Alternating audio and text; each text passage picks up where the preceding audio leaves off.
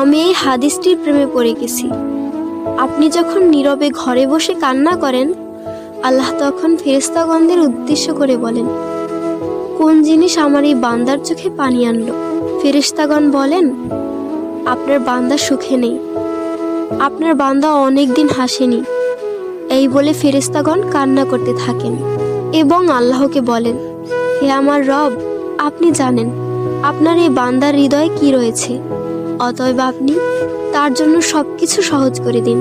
আল্লাহ বলেন, আমার এই বান্দা এমন কিছু জীবন থেকে হারিয়ে ফেলেছে যা সে অধিক ভালোবেসেছিল।